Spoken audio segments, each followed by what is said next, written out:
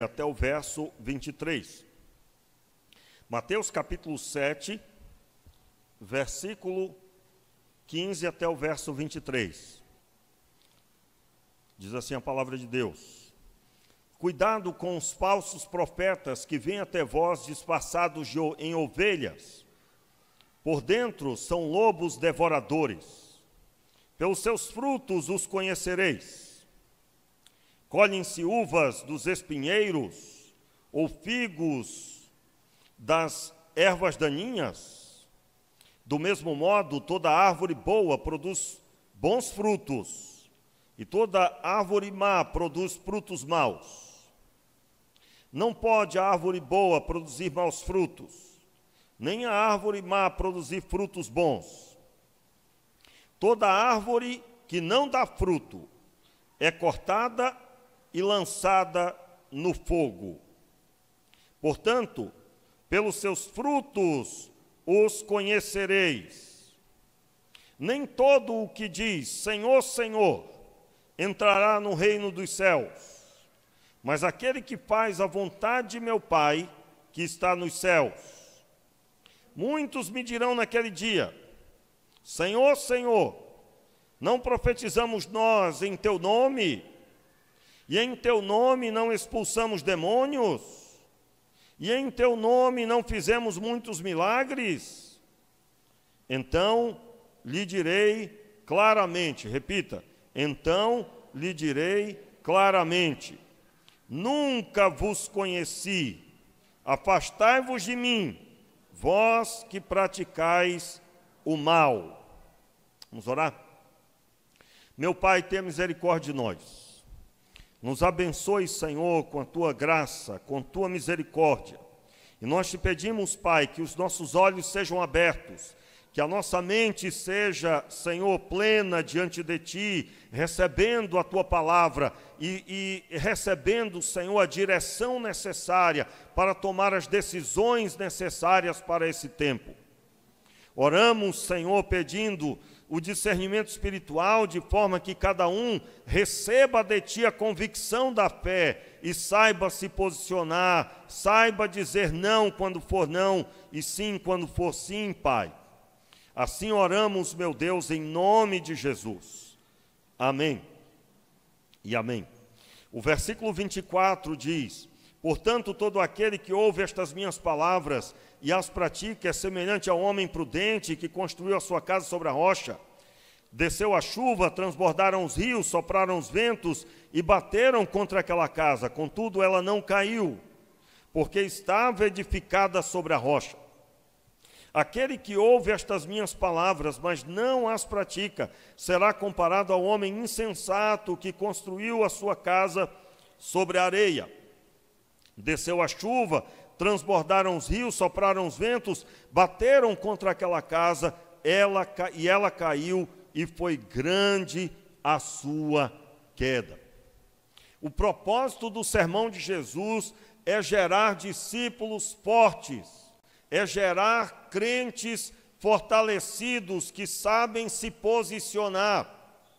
E o texto da palavra aqui faz a declaração, a série que nós estamos ministrando, é como permanecer em Cristo, ser inabaláveis, como permanecer diante da adversidade, das circunstâncias, da barreira diante de nós, daquilo que nos se opõe a nós, as trevas, as obras infrutuosas delas nos rodeiam muitas vezes, e às vezes inteiramente nos rodeiam, estamos rodeados muitas vezes de tudo quanto é coisa para nos tirar do propósito.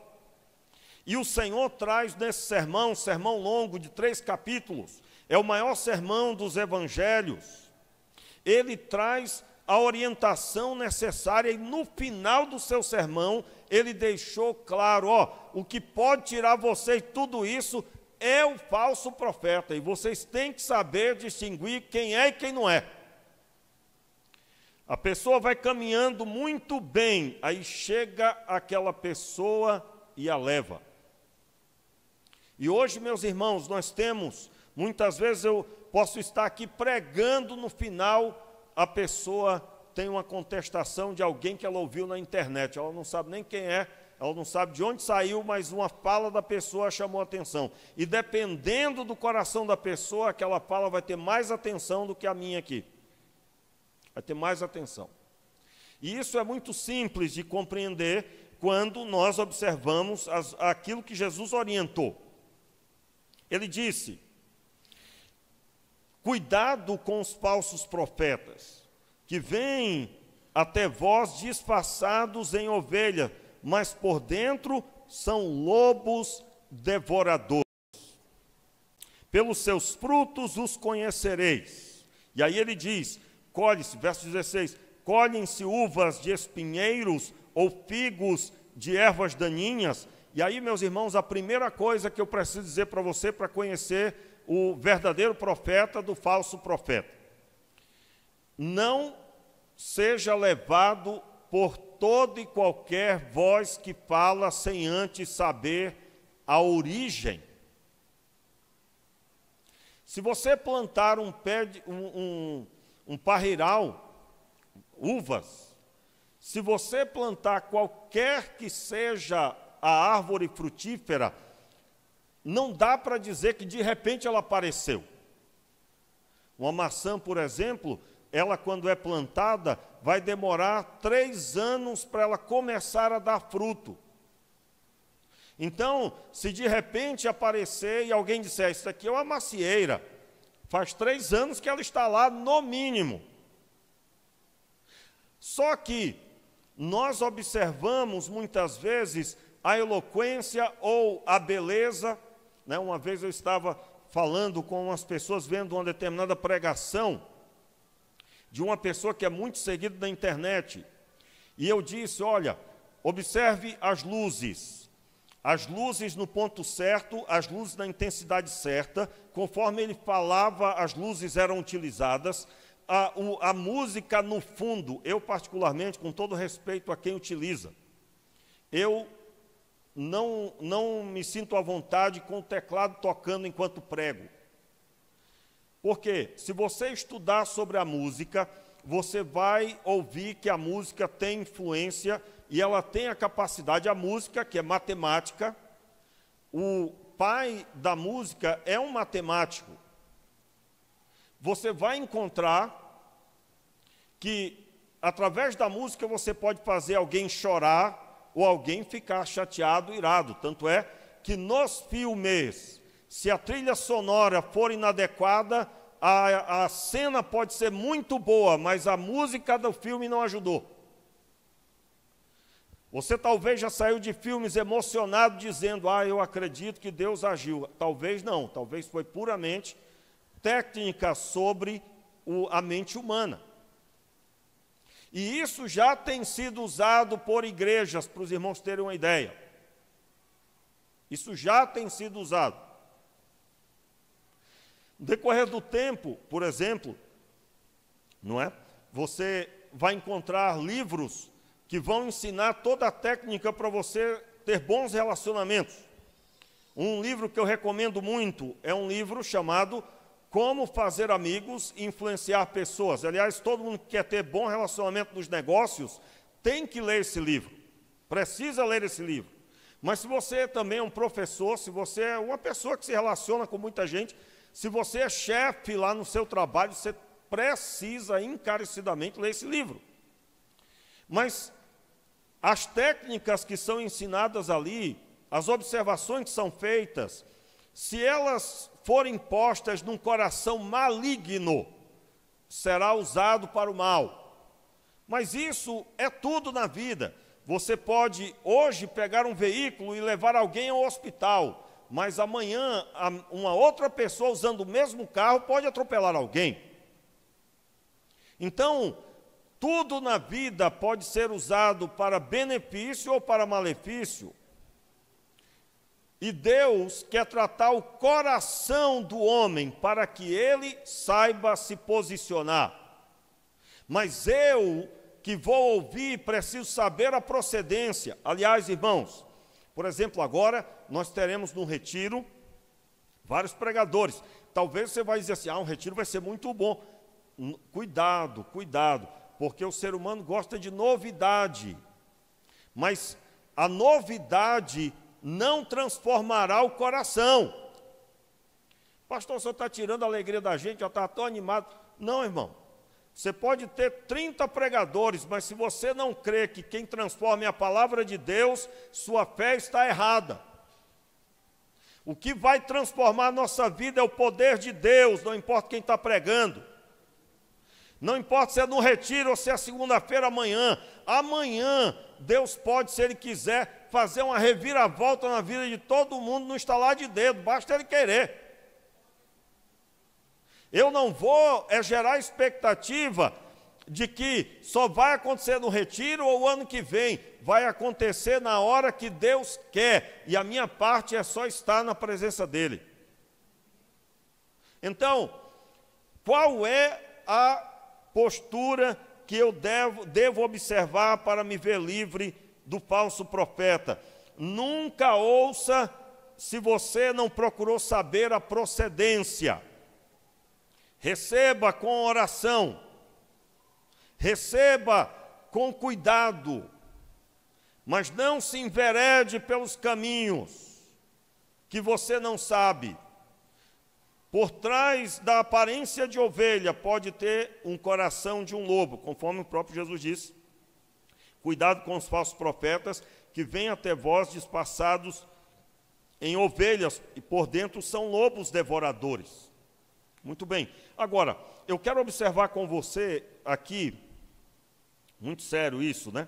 Porque essa pessoa, ele terá declarado o Senhor, que o Senhor é o Senhor. Versículo 21. Versículo 21. Nem todo o que me diz, Senhor, Senhor, entrará no reino dos céus, mas aquele que faz a vontade de meu Pai, que está nos céus.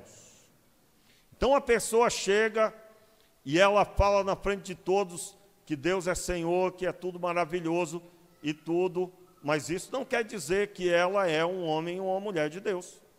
Aliás, irmãos, nós temos que tomar muito cuidado. Eu tenho dito, olha, a pessoa que você tem como seu melhor amigo na fé, se essa pessoa não tem comportamento cristão, fala um palavrão de vez em quando, ela não cuida bem da família, não procura ser transformado por Deus, não busca a Deus em oração, cuidado para você depois não se decepcionar ou ter aí um problema. Que é isso, pastor? Não, que é isso nada, meu irmão, é verdade. Você vai encontrar um monte de gente que acha que só porque a pessoa vem à igreja é um santo, e não é. Para ser santo tem que ser nascido de novo, crucificado na carne, tem que crucificar a carne, tem que morrer com Cristo e ressuscitar com Ele. Você está ouvindo? E você que anda brincando de ser crente, cuidado, que você está levando alguém para o buraco. E a Bíblia diz que era melhor que você amarrasse uma pedra ao pescoço e lançasse no mar.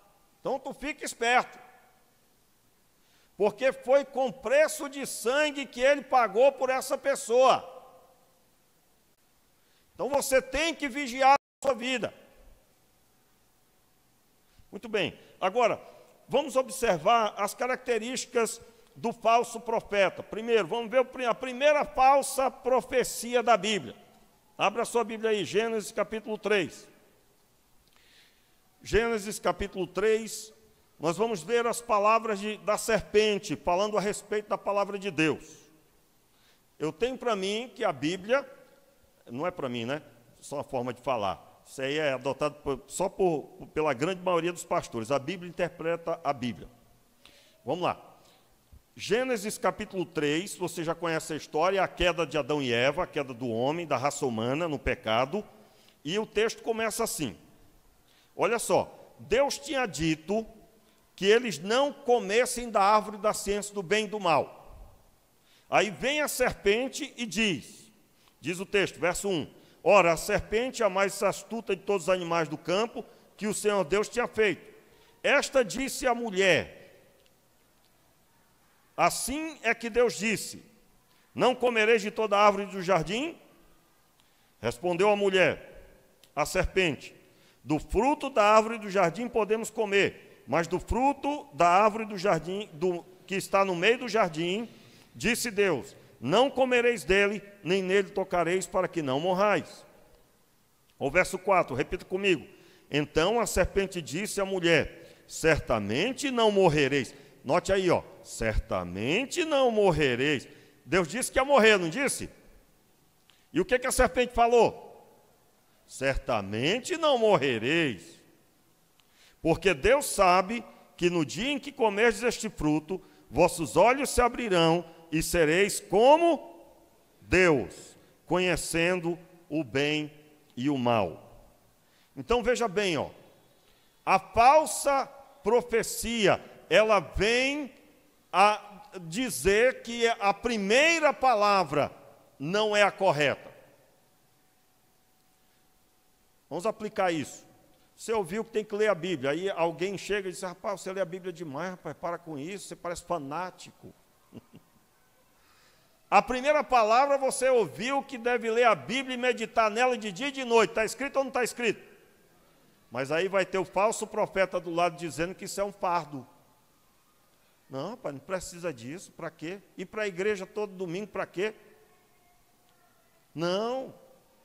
A Bíblia diz orai sem cessar. São inúmeros textos falando sobre orar sem cessar. O falso profeta vai dizer que você não precisa fazer isso, porque Deus já pagou o preço por você. Eu ainda não vi um crente cheio do Espírito Santo debaixo dessa fala. Todos que ouviram essa fala se esfriaram espiritualmente. E aí nós vivemos um tempo, meus irmãos, aonde está sendo dito isso sempre.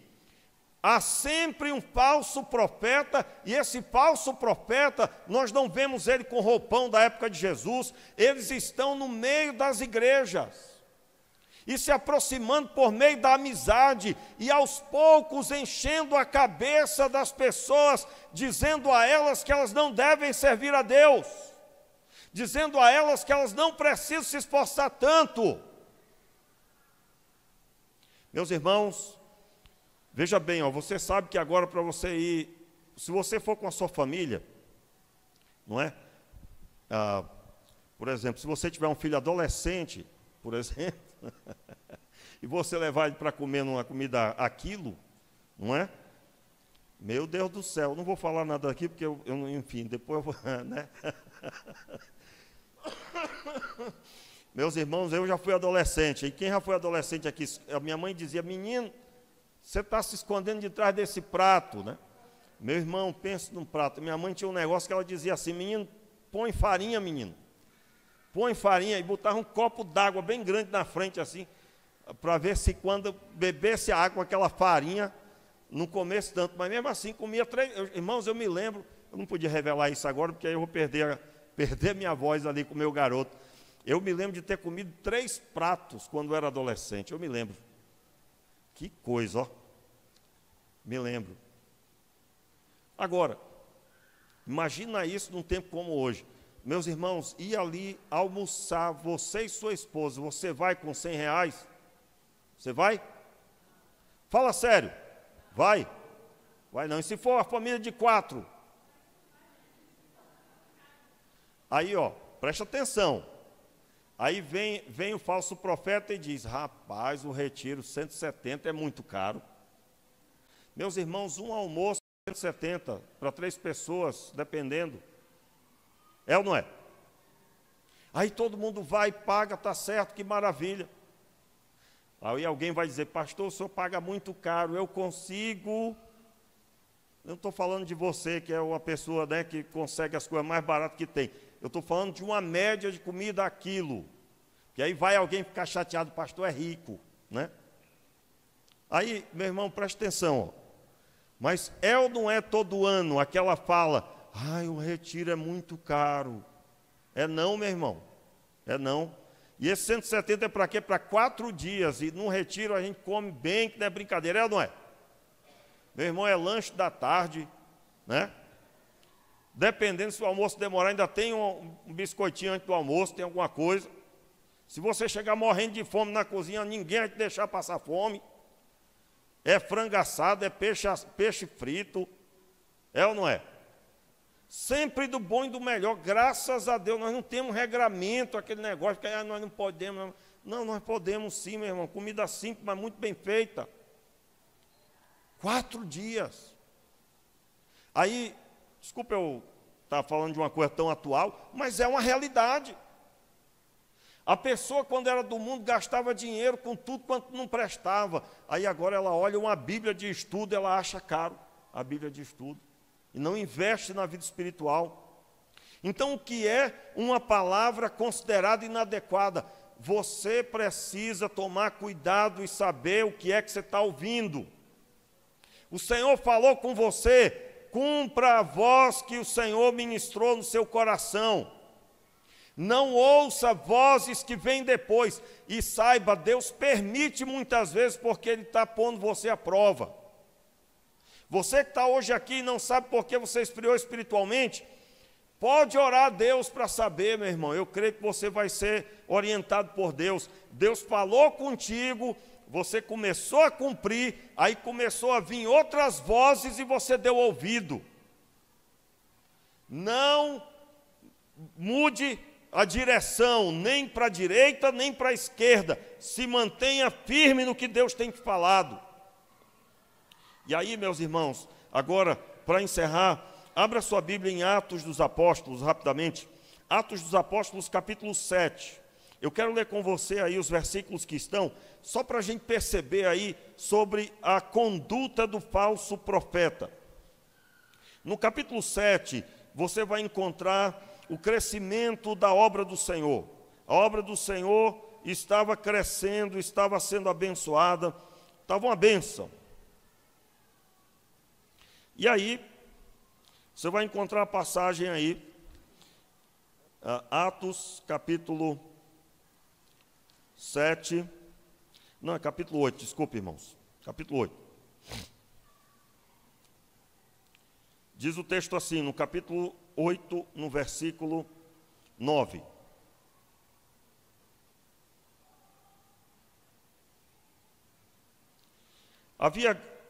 Estava ali certo homem chamado Simão, que anteriormente praticava naquela cidade a feitiçaria, iludindo o povo de Samaria.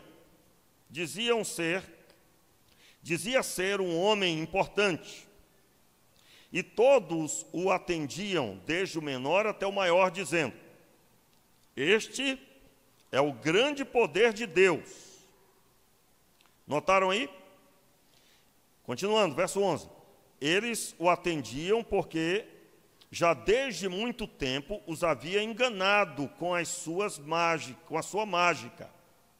Quando, porém, Felipe lhe pregava acerca do reino de Deus e do nome de Jesus Cristo, creram nele e foram batizados tanto homem como mulheres. Creu até o próprio Simão, e sendo batizado, seguiu Felipe. E vendo os sinais e grandes maravilhas que se faziam, estava maravilhado. Quando os apóstolos que estavam em Jerusalém ouviram que Samaria recebera a palavra de Deus, enviaram para lá Pedro e João.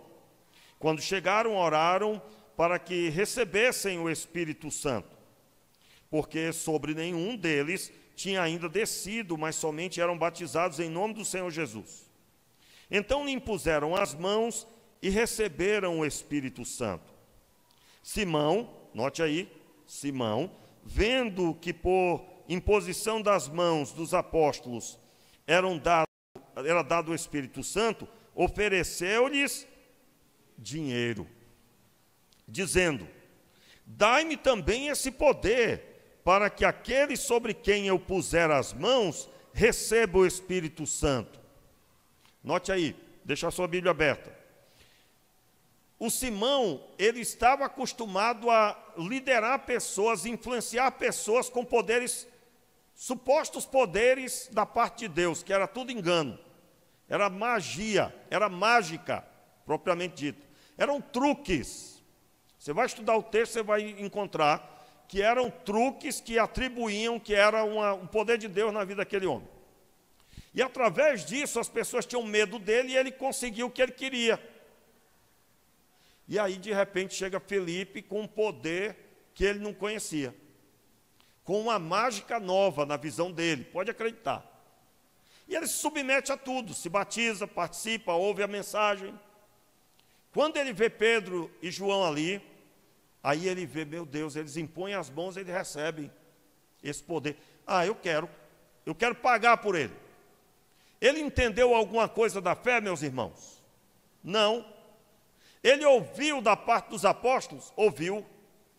Mas ele entendeu? Não. Ele achou que Felipe, que Pedro e João também eram mágicos que nem ele. Pode acreditar. E aí o que foi que Pedro respondeu a ele, verso 20? Pedro, porém, lhe disse: o teu dinheiro seja contigo para perdição, porque pensaste que o dom de Deus se compra com dinheiro. É certo que tu não tens parte nem direito neste ministério, porque o teu coração não é reto diante de Deus. Olha a orientação dele: arrepende-te desse teu pecado e ora a Deus, talvez te seja perdoado os pensamentos do teu coração. Pois vejo que está em fel de amargura e preso pelo pecado. E o interessante é que depois ele pede oração, né? Respondeu, porém, Simão: orai vós por mim ao Senhor, para que nada do que disseste me aconteça. Mas ele não pediu que Deus convertesse o coração dele. Meus irmãos, em outras palavras, a pessoa que não foi conduzida por Deus para o chamado de servir ao Senhor, vai encarar as coisas de Deus como comércio. E é por isso que você vai ver tantos escândalos como se vê no nosso tempo. Tantas coisas inadequadas, tantas coisas que destroem a imagem da igreja num todo. E eu quero com isso dizer para você que a característica de um verdadeiro profeta é que ele busca a resolução espiritual e ele não está vivendo no campo material como algo que lhe move. Esse homem era movido pelo dinheiro e pelo poder que estivesse sobre as pessoas. Se alguém está buscando o dinheiro, está buscando algo inadequado, não tem nada a ver com a fé, pois o dinheiro não pode mover as coisas de Deus. O dinheiro não pode mover as coisas de Deus.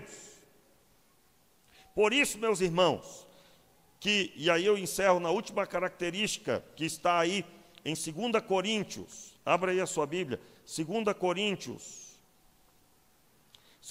capítulo 11, o versículo é o verso 22. O título aí é o sofrimento de Paulo por amor do Evangelho. E aí eu quero dizer para você já de cara, para que você quando ler, você já entender. O falso profeta, ele não é capaz de sofrer nada por valor do reino. Ele não é capaz. Ele está à procura de encher o próprio ventre. Ele está à procura de posição, ele está à procura de aproveitamento, ele está à procura de ganhos para si.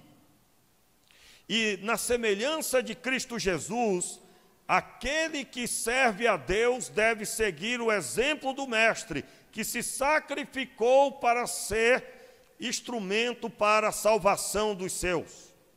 No Antigo Testamento você vai encontrar a pessoa de Davi. Davi era pastor de ovelhas, e ele se sacrificava por amor das ovelhas, e por amor a seu pai que o colocou ali.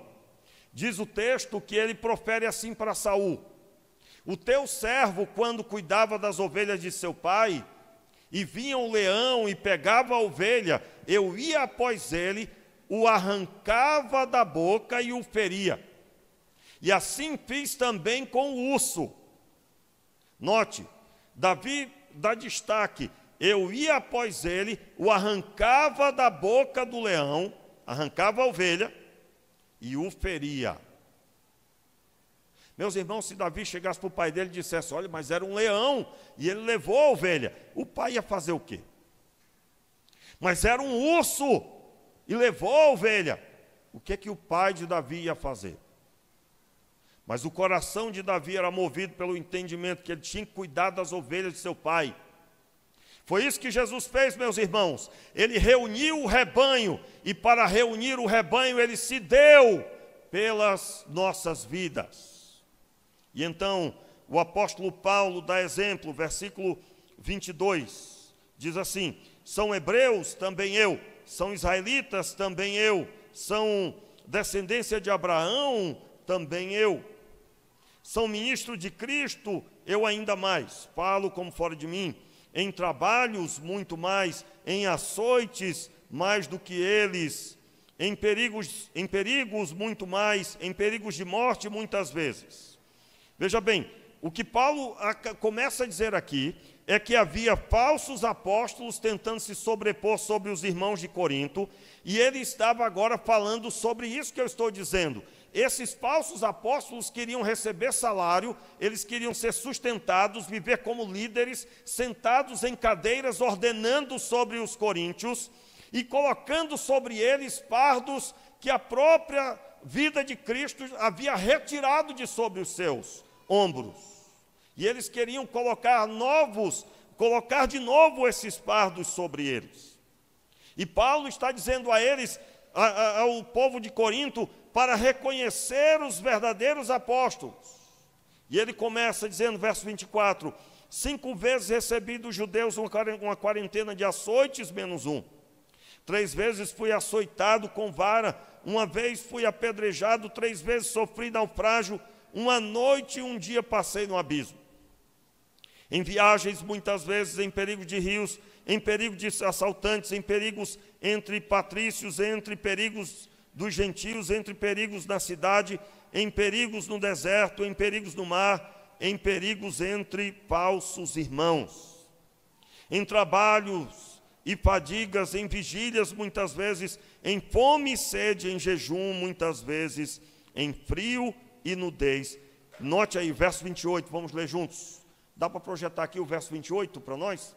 Atos, capítulo 11. Desculpe, irmão, minha cabeça está 1000 por hora aqui. 2 Coríntios, capítulo 11, versículo agora é o versículo 28. Que diz assim, além das coisas exteriores, ainda pesa sobre mim diariamente a preocupação com todas as igrejas. Veja bem, o perfil do profeta é daquele que sabe o valor das pessoas e tudo que for necessário fazer para que elas sejam abençoadas é que é o grande foco. Por que em perigo de falsos irmãos, perigo de rios, perigos no abismo, por que Paulo está dizendo isso? Ele quis dizer que para chegar até os lugares, ele teve que passar muitas coisas. Então, se você está ouvindo alguém, você precisa saber a procedência, você precisa saber quem é a pessoa, precisa saber se ele não dormiu ovelha e acordou pastor, né? Porque eu me lembro de uma situação de um pastor que ele foi numa vigília e desceu da vigília do monte, pastor. Alguém lá sentiu de impor a mão e disse, agora você é pastor. Meus irmãos, você precisa saber a procedência, você precisa saber como que tudo aconteceu.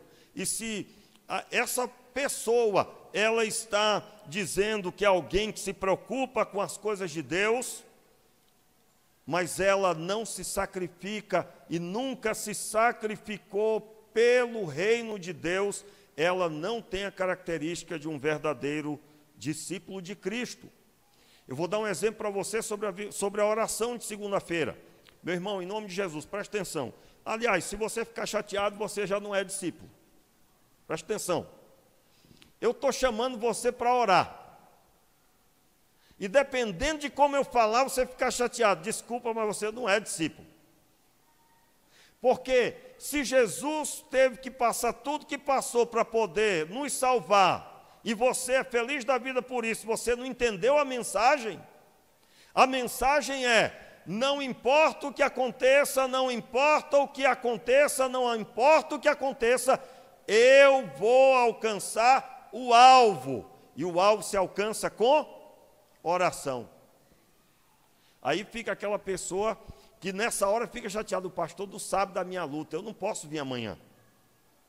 Eu não tenho condições de ficar aqui de 7 horas até 10h30. Não, meu irmão, teve gente que saiu daqui ontem, era 9 horas. Glória a Deus, a pessoa veio de 7 às 9, depois foi para casa, pegou o ônibus. Mas o importante é buscarmos a Deus juntos. Volto a dizer, nessa hora, se alguém fica chateado, desculpa, mas você não entendeu o que é ser discípulo. O discípulo entende a missão e ele executa a missão. Por quê? Porque tem pessoas que precisam disso. Meu irmão, eu nunca me esqueço. Aliás, ontem mesmo a irmã Eli, né? Eli, ela dizendo: pastor, minha mãe tinha 7 filhos e ela não dormia bem, mas ela toda vez que acordava e eu utilizava da insônia para orar pelos 7 filhos. E graças a Deus que ela orou e Deus abençoou os 7 filhos. Note bem, imagine essa mãe não orando pelos 7 filhos, é isso que eu estou falando. Verdadeiros discípulos, na semelhança do verdadeiro profeta, têm como meta principal a edificação, a bênção, o milagre. Por isso, eu vou me dedicar a Deus com todas as minhas forças. Ah, mas fulano não dá testemunho, pastor, e ele é membro da igreja. Meu irmão, você não foi chamado por fulano, você foi chamado por Jesus Cristo. E é nessa intenção, eu sei que eu dou uns choques aí térmicos aí, jogo um bocado dentro d'água no corpo quente, né? Eu sei disso, mas é também para você dar uma acordada, meu querido. Nós estamos vivendo tempo do mimimi demais, a pessoa ouve a pregação, se um pedaço da pregação não agradou, ela não quer mais. Desculpa, mas você precisa entender, pessoas que servem a Deus passam por cima das barreiras, são dispostas em tempo e fora de tempo, elas tiram fora a falha e seguem o propósito para a glória de Deus. Há uma multidão de jovens esperando por uma pregação ungida, mas não existe pregação ungida sem aqueles que renunciaram às suas próprias vidas.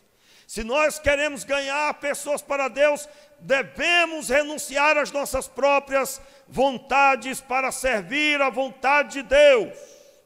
E a vontade de Deus, meus irmãos, é boa, é perfeita, é agradável. Sua vontade é maravilhosa para todos nós. E não há um que no futuro não diga.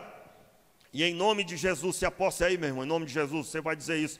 No futuro, depois que passar essa luta toda, você vai dizer: como foi bom ter ouvido a Deus e ter pagado o preço e ter me esforçado, e agora eu estou vivendo um projeto maravilhoso do Senhor. Fique de pé no seu lugar, vamos orar. Eu quero orar com você, pedindo que o Senhor Deus te conduza. Se você está hoje aqui sob a influência de algum falso profeta, se você tem ouvido outras vozes que não é a voz do Senhor, se você está vivendo o desânimo na fé, porque deu ouvidos a tudo quanto é voz, e não foi a voz de Deus, eu creio, porque se foi a voz de Deus, você está firme, meu irmão. E o que é uma pessoa firme? É alguém que está firme no propósito de ser bom marido, boa esposa, bom filho, alguém que está trabalhando para ser um excelente profissional, porque sabe que isso glorifica a Deus.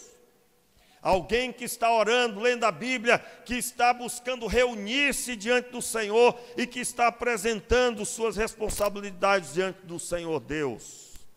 Eu quero desafiar você à oração nessa hora. Meus irmãos, esse retiro vai ser uma bênção, por causa da graça de Deus, por causa da misericórdia do Senhor. Mas nós precisamos perseverar na fé. Nós precisamos nos esforçar naquilo que Ele nos fez, nos colocou para o esforço. Então agora, faça uma oração lançando fora toda palavra que você não deveria ter ouvido. toda e qualquer coisa que você já está fazendo, fruto dessas vozes, dessas palavras inadequadas que você deu ouvidos. Se submeta, retorne ao caminho do Senhor. Retorne ao caminho do Senhor. Meu Pai, tenha misericórdia de nós. Nós te pedimos misericórdia, Senhor. Sim, Pai, misericórdia. Tem misericórdia.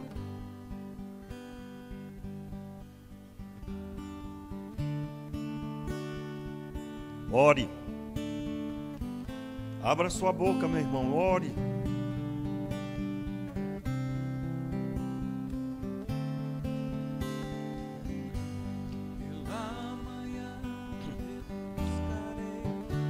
Ô Senhor, nos colocamos diante de Ti, te pedimos, tem misericórdia da nossa dureza de coração. Tem misericórdia, Senhor, das vezes que nós deveríamos ter nos lançado e ficamos nos apegando a tantas besteiras, a tantas coisas sem sentido. Te pedimos misericórdia, Senhor, e que o Senhor Deus nos abençoe, Senhor, com fé e ousadia para prosseguirmos, meu Pai. Pai, eu te peço por esse pai, essa mãe, esse marido, essa esposa. Eu te peço por essa pessoa que o Senhor o coloque no centro da tua vontade, Senhor. E que o teu nome seja exaltado nesse dia, nessa noite. E daqui para frente, Senhor, haja um novo tempo. Levante as suas mãos. Comece a dizer para Deus o que você vai fazer. Comece a falar com Deus sobre o que você vai fazer. Você vai orar pela madrugada, você vai buscar mais a presença do Senhor. Comece a falar. Comece a firmar compromisso com Ele. Em nome de Jesus. Senhor, ouve a oração dos teus filhos, Pai. Seja selado com fogo, Senhor, agora. Esses propósitos, Senhor, que estão sendo postos diante de Ti. Essas mãos erguidas, Senhor, que estão diante de Ti agora. Seja agora o poder do Senhor liberado. A mão do Senhor agora agindo através desse teu servo. Em nome de Jesus. E todo o poder das trevas nós quebramos agora. No nome de Jesus.